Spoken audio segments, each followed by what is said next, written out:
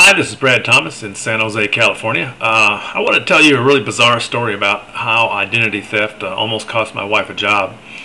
Not too long ago, she applied for a job, and I guess pretty much nowadays every company does background checks.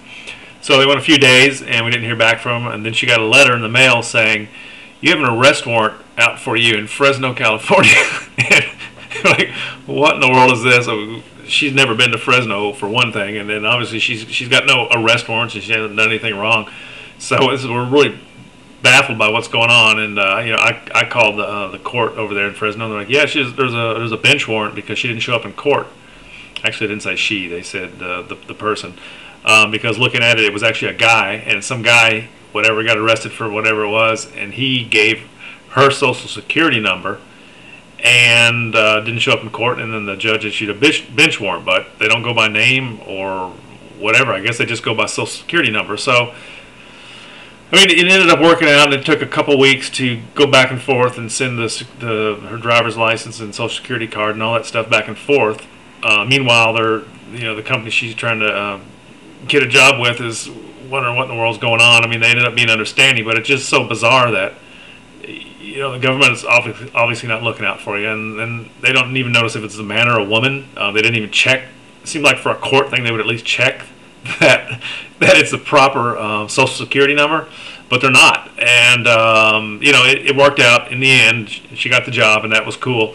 But it just really freaked us out. I mean, we're very, very cautious about what we do with our identity, and we have a paper shredder and grind anything with our name. We don't put anything out. We're very protective of our identity, so we thought.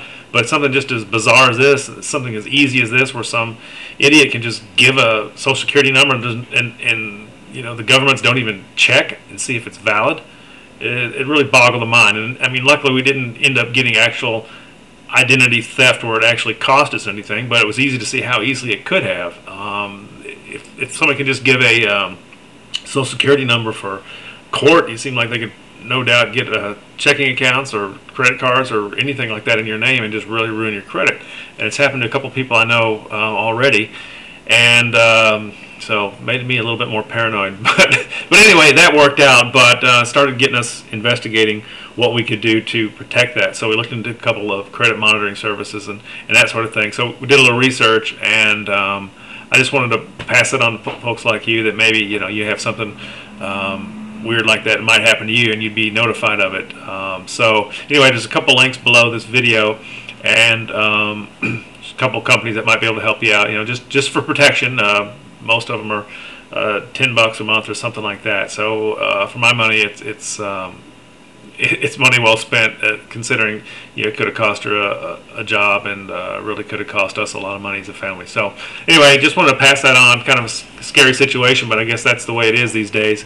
So you want to protect yourself. So good luck with everything, and hope that doesn't happen to you, but you might want to check out those resources.